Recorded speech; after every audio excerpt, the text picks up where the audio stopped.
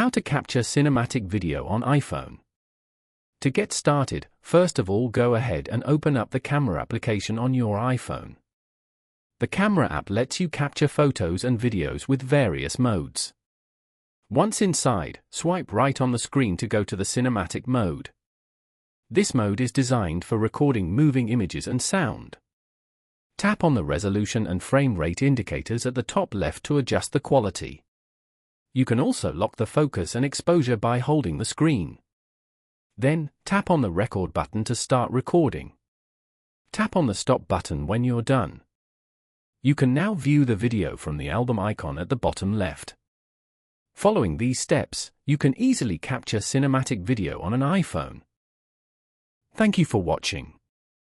Please leave a like if this tutorial helped you, or leave a comment below if you have any questions related to the video.